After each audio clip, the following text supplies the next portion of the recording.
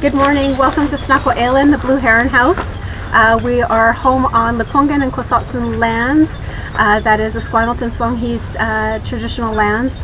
We have the honor and the privilege to work and study within their territory, and I'm so grateful we have their ongoing continuing support with ongoing continuing dialogue that happens with them. So as you can see, there used to be 2 eagles that used to home and rest up on top of that tree there. They're gone now, of course. Turn on the cameras and they're just gone. So as you can see, we live, and this is my home away from home, sitting on the bird sanctuary at the Esquimalt Lagoon. And if you can imagine, these waterways used to be the roadways for Lekwungen and Kwasopsin families. And so many of the traditional families from Chianu and from Sauk Nations, Wasanik Nations, and from all over would come down through these waterways and visit. And when they would arrive, they would ask the local chiefs and the local visitors if they could come ashore for whatever purpose it was, to harvest off the land, whether it was to collect medicines, collect food, shelter, just visit, share family stories. This is where they would come ashore.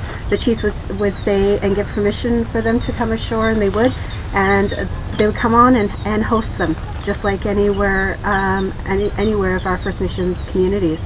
One of the things that I think about Royal Roads University is that's how I think about all of our faculty and staff when we host students who arrive. They come, they apply to our programs, and then they arrive, and we do the same thing.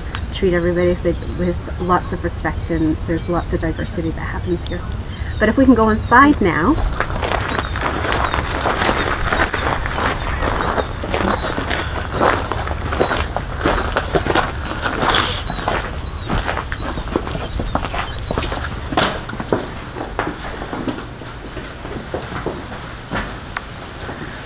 So inside Snoqualmie, the Blue Heron House, which formerly used to be called the Aboriginal Learning and Cultural Center, we've transformed the name due to communication with our elders and with the local communities. And when we did, we had a meeting to talk about what does it mean. And they said, well, let's change the name to something that would reflect Railroad's community. So I said, well, what does that look like? And because we're on a bird sanctuary, we came up with 3 different birds: the Eagle House, the Hummingbird House, and the Blue Heron House. And when we came up with those 3 names, we talked about the metaphors of each of them. The eagle, which flies closest to the sky and to our highest in the sky and to our creator. Talk about the hummingbird, which is a very healing energy, meaning energy.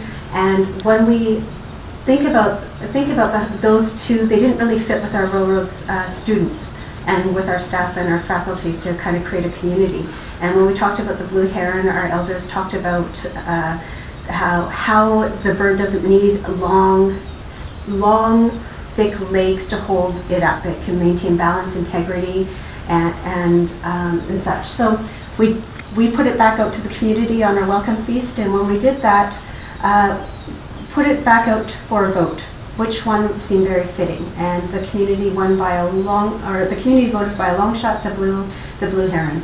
And then we talked with Elmer George, who is an elder from the Songhees Nation, and he said he translated it into Lekwungen language, which is Snukwa, which means blue heron, and Elam, which means house. And then we changed the name, and it became home to the Indigenous. Speak up, you can't hear me, that's okay. I have such a soft voice. So it became home to the Indigenous Education and Student Services Office. So this here is the student lounge. A lot of our students, Indigenous and Metis students, will come down and sit, and it would be their living room away from home. A place that they can come down and feel comfortable, relax, have some food, watch some television, use the phone to make long distance calls to back home to families if needed. And this is my office. So we try to welcome people into Snoqualmie as best as we can to host them, offer them food, offer them water, tea, coffee, such things. We won't take you upstairs. Upstairs is where my supervisor, who is got the camera on her head, which is super sweetheart, is my sister, because we work very closely together. Associate Vice President of Student and Academic Services, Roberta Mason. Hi, Asma. And everyone. One of the things I would like to point out to our online folks and to our visiting folks today is up there I don't know if you could see it. Up there is our eagle headdress. The eagle headdress we ended up purchasing with President Alan Cahoon, Roberta, and I. We went down to the Songhees Nation, and Mike Charlie ended up having this eagle mask, and we purchased it from him. The unique thing about this mask is that when Mike was creating it, he had collected all the feathers and put it onto the eagle headdress, but the unique thing is that those feathers came from actually the Esquimalt Lagoon here. So he had collected them, so it seemed very fitting. And when we brought it back to Snuckle Island, there was an eagle sitting up in the tree, almost like waiting for us. And then beside that is, of course, my hummingbird headdress and some other carvings that belong to Roberta. So I'm going to bring you into the gathering room now. Oh, one of the things I came back from work on, we came back to work on Monday, and Sunday Power to Be group was in here having their meeting on Saturday, and they left us a great little gift. They created a gingerbread house that is Snuckle Island, they said, with a little thank you card. Very cute. I get lots of gifts, I love it. As you may see in the video, we also have some paintings here that were donated by the late Packy Chips. And Sweetheart, she was one of our members of our Elder Circle, and currently we have 10 members of our Elder Circle, and they're our guide and our counselors, be able to help us with some decisions that maybe I get stuck on or just need some guidance personally and professionally. But Dr. Packy Chips dearly missed. In of course, we have a little mini kitchen. We don't have a stove, but we do have a skillet, and we do have a microwave. And every once in a while, I'll bring in my slow cooker, and students have requested little mini gatherings. And so we have so for example, we had 7 students who contacted me a couple months ago and said they missed Thanksgiving. And so they wanted to get together with all of the Indigenous students on campus. So I said, okay, well, I can make a moose stew. The moose was just collected and gathered and hunted by our family. Kindly donated the moose stew, and I made it. I brought in my slow cooker, so we had that, and they brought all their other traditional foods, had some fry bread. So it's a great opportunity, as course of many cultures, that food and beverages is a big thing. So we let students know that they're welcome to help themselves to mostly everything that's in the fridge and cupboards and coffee and tea and water and stuff. This is our gathering room. This gathering room hosts up to a really tight 60 people. And when some students, faculty, and staff come down, it can be set up in a number of different ways, but today I have it set up as a circle. And in the circle, which is using traditional knowledge as our foundation, remembering that. So this is the table and the setup that I use within classrooms whenever I get called into hosting or speaking classrooms. Good? Okay, I'm gonna have to move the chair. Also, the gathering room is hooked up to the computer with this beautiful big screen television, which is used a lot for Skype visits. So if a student who cannot be in class, the professor will put the Skype on, and they can join the classroom down here as well. Does anybody have any questions? This is our resource room. Now, you can see the walls are pretty blank in here, but we did get 18 pieces of donated Coast Salish artwork by George and Christiana Smith. And in January, we're hoping to pair those up with archival photos and put the history and the story in this room, as well as possibly up in the castle as well. So Asma, could you tell us maybe how many Indigenous students there are from time to time, on average, registered at Royal Roads University? Yeah, we can have anywhere between 110 to 160 Indigenous and Metis students all across and with a number of different departments, from continuing studies all the way up to the DSOCS program as well. And so currently, this past convocation, we had 19 Indigenous and Metis students graduate. And at that graduation ceremony, we hosted them down here the day before, the evening before, and we had some food, and we had an opportunity to meet the students and what their projects and research topics were on and what they got from Royal Roads University, which was a great opportunity to have an intimate conversation about what it is that they're taking away from Royal Roads and how they will continue the influence within their communities. And we heard some really great stories that day. And then at the convocation, or they also received a gift as well from us, a traditional gift. And then at the convocation ceremony, I had an opportunity to bring one of our elders, Butch Dick, who's from the Songhees Nation, who came and acknowledged the traditional lands and opened up our ceremony. And when he did that, we also had gifted where the youngest person in the convocation room, within the audience, would receive a gift to honor the education and the knowledge that they will be learning along the way. So new life, honoring new life. And then we also honored our eldest elder within the room.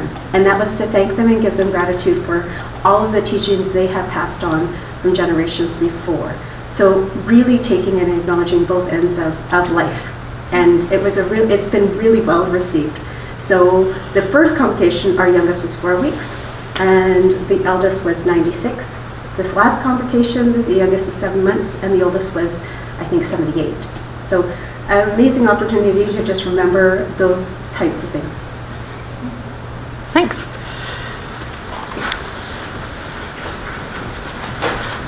I'm going to bring you upstairs, and this is where the BC Association of Aboriginal Friendship Centres have hired a conference coordinator for us. His name is Maxime Lohine, and he's working upstairs. But he's going to be working on compiling information and coordinating Indigenous Distance Education Conference that meets not only what Royal Roads University and many other institutions would like to know about what the effects or gaps are about distance education, but it will also feed their 5x5 strategy, which is hoping to gather 5,000 jobs for Indigenous people over the next 5 years. Maximum, I'm coming upstairs, or we are.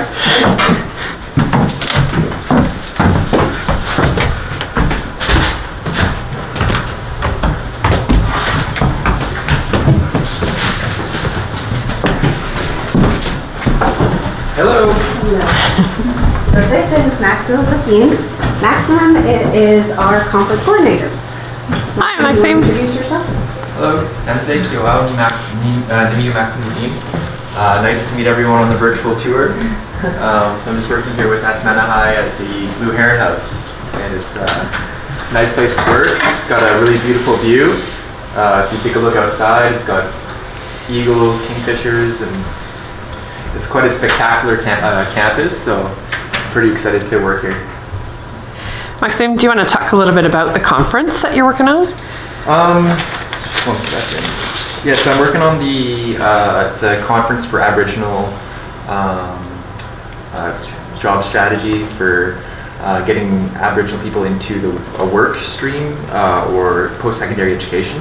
And so we're developing a 5x5 Aboriginal job it's based on the job strategy for the British Columbia Association of Aboriginal Friendship Centres in partnership with Royal Roads University to put 5,000 Aboriginal students into post-secondary education in the next 5 years. And so we're going to have a conference around that in February, so it's very exciting. Maybe Asma and Maxime, you could talk about, for students, people who might be interested in coming to Royal Roads University, what that conference might mean for them. Well, one of the things about Royal Roads University attracts a lot of our Indigenous students and Métis students is because they can continue to work from home and can continue to take care of their families from home.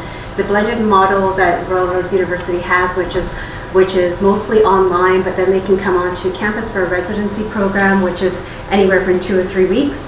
And when they're on campus, this is where their second home would be, but a lot of their support services and things from Royal Roads University also streams to online, as well as back home, and making sure that our students are really well supported. So thinking about this conference, we want to know what type of gaps there may be if in support services for students working and living from home and trying to obtain a bachelor's degree or master's degree or a PhD. So making sure we have a full understanding of the whole picture of a student.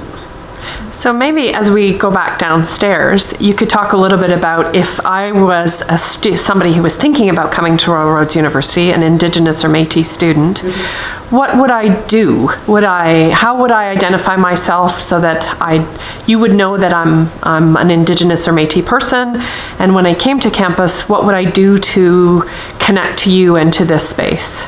Well, for sure. We can talk about that when we go back. Let's go down. Yeah. Thank you. Thank you. Yes. Thanks, Maxime. Have a good day. That was one of the things I didn't do was Let's have a look at this awesome view before we go down.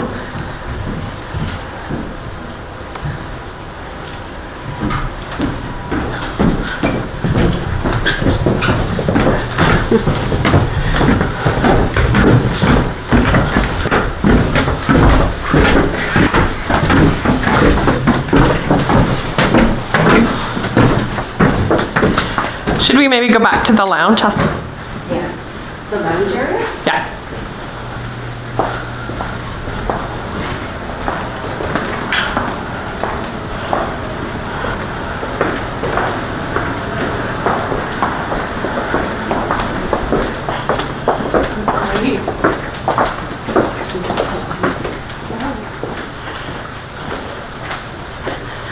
One of the things I realized I forgot was to introduce myself. I'm thinking because everyone here knows who I am, so I don't need to.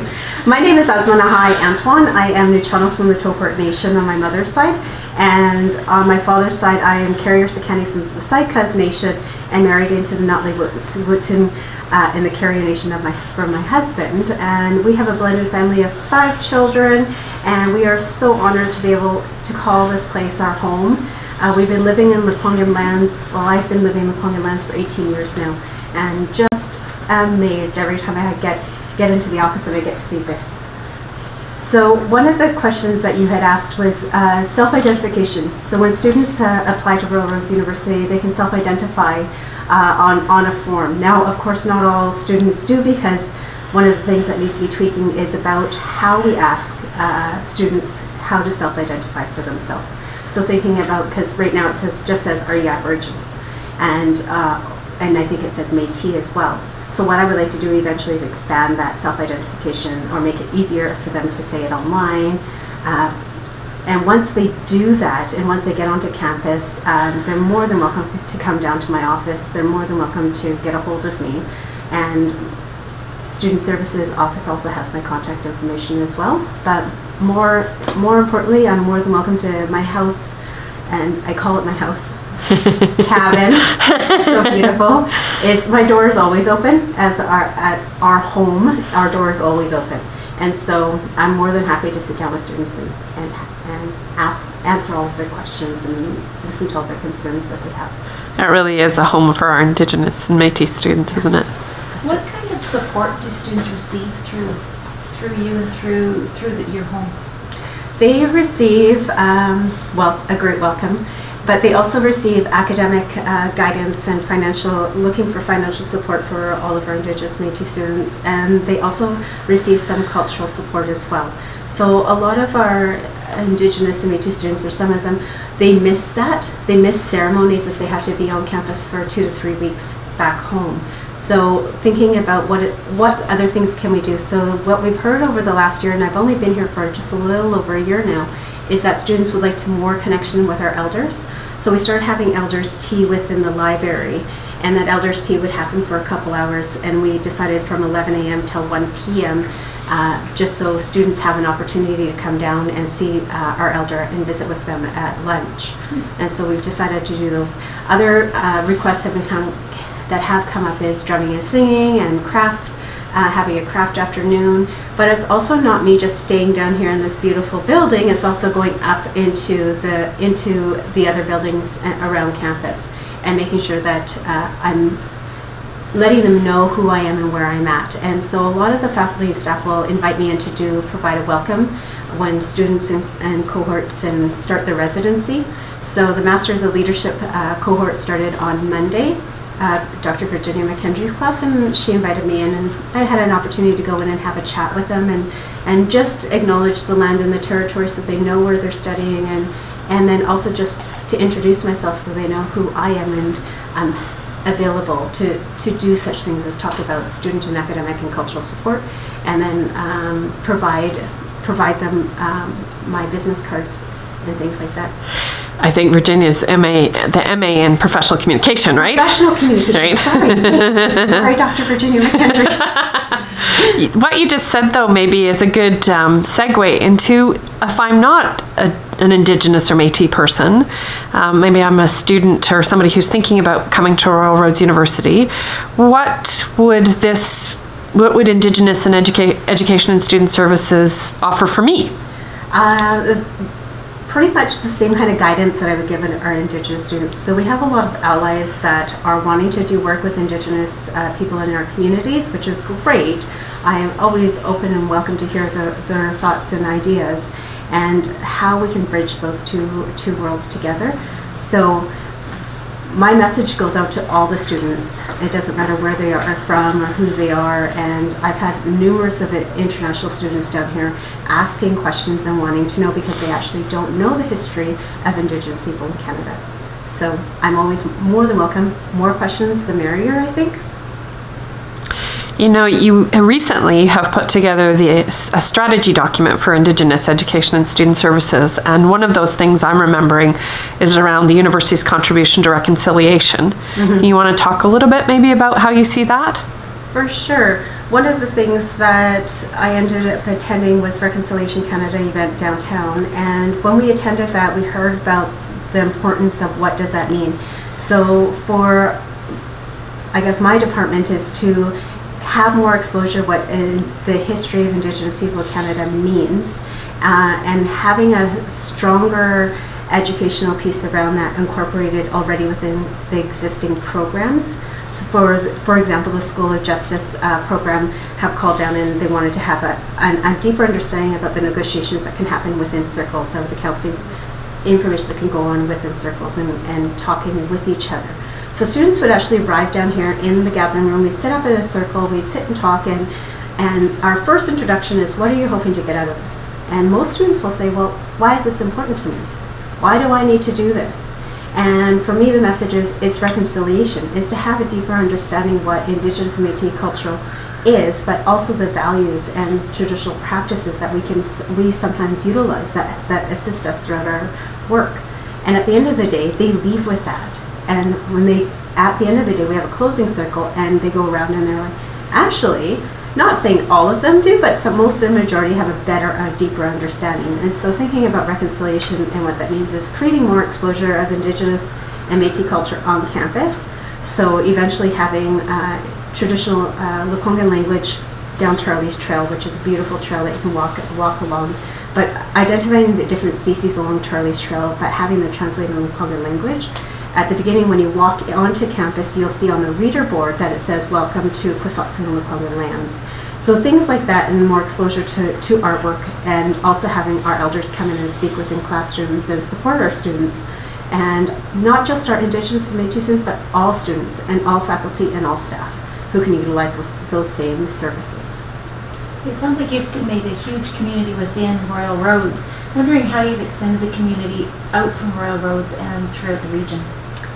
Yeah, over this past year, I love all the chiefs that I've been working with, and it's just that ongoing communication, ongoing understanding of what it is that I'm doing on campus, but also leaving campus and visiting them within their communities. So some of the things, for example, working with the Songhees Nation right now, is we had brought our international students from the Masters in Intercultural and International and Intercultural Communication, yeah.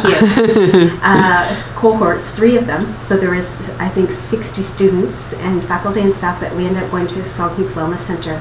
And Butch and I, the elder there, put on a presentation about the history of Indigenous people in Canada, but also the effects that would have with the Songhees Nation, what that means of the history of their nation. And then they had a tour of the beautiful Songhees Wellness Center.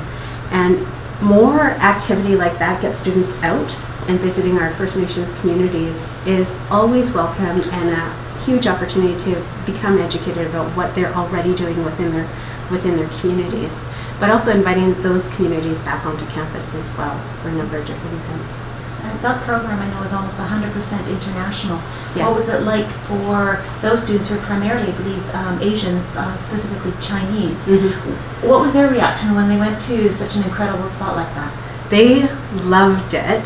There was a bit of a language barrier, which was a huge lesson for Butch and I to understand, for example, using terminologies like potlatch or the potlatch ban and talking about the history of First Nations people in Canada. They didn't quite understand it because we didn't put it into our PowerPoint presentation because we had just assumed that everyone kind of knows about that. We didn't need to, but that was a misconception on our point.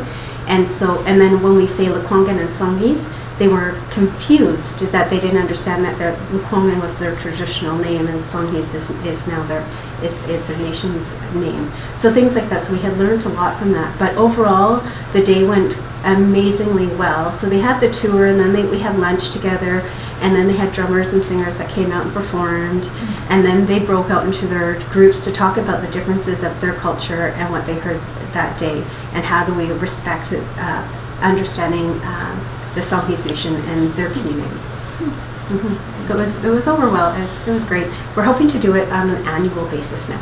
Was it just one program or a variety of programs? It would be great if all programs could get involved. I totally welcome it, but so far it's just the one program. But the School of Environmental Studies is also have come down where we had Kenneth Elliott, who is from Cowichan, and he's taken the group up Charlie's Trail to talk about the number of different plants and native species along the Mother Earth there, but the great thing about Kenneth's stories that come out while he's talking, and he talks about his own personal journey through life and how he came to become ethnobotanist. So does he talk about how the First Nations actually used those items and what is edible and exactly what is edible? And he looks at the different trees and talks about where you can tell that there was trees harvested up Charlie's Trail at one time. He talks about the different evidences that are along there, which is amazing. And eventually what we like to do is take Kenneth's story and video record him along the way so that can be utilized within the classroom as well, because Kenneth's time is so valuable, and for him to travel, which he doesn't mind, travels up from Duncan and comes down, provides the presentation and heads back. Asma, this sort of raises, if I was a student who might be interested in doing research with an Indigenous community or in the area of Indigenous and Metis people in Canada or elsewhere, I guess, what kind of support or what kind of advice can you offer to somebody who might be considering that, whether they're themselves Indigenous or not? Engage with the local elders who are working, especially with Royal Roads University. Speaking just specifically with Royal Roads, those elders who already have the inside of their own communities and who we can turn to talk to. So, for example, if you're going to work up in Cowichan, then we would guide them. I would guide them to talk to one of our elders who sits on our elder circle, and that would just making sure that there isn't cross research that's happening or cross miscommunication that may be going on, and just to have a streamline of respect to know that we're working with the correct people within the area, because they are rich and know everyone within their communities. We have the network already started. So if somebody else went and did research, say in Songhees from Royal Roads, but we didn't know, and then they came back to ask, say, oh, so-and-so's coming over to do this, I would have said, what? I don't know. Who knew? So we had changed up the research process at Royal Roads University, that if you're working with an Indigenous community from Royal Roads University or Métis community, that you would let our office know, just so we have a heads up that what's going on. So for example, the DSOC's folks were down here this morning and we're talking about what kind of research we can do with the Greater Victoria Homelessness Group. So you can provide some advice on how to approach research questions, but also those contacts in communities if folks are interested in working locally. That's right. Great. The other thing that comes to mind, I think, that maybe prospective students might want to know about is what support we can offer in terms of funding. Well, a lot of the funding, which I know can be really tricky, But a lot of the little kind of links and websites that I have from across Canada have been really helpful for those students. So Inspire has been one of them. The New Relationship Trust has been one of them. So I keep getting those updates throughout my email, and I keep sending them out to students and to potential students when they call and ask for funding links or have any questions about funding. So you can give resources. What about helping students working with their own communities? Yes.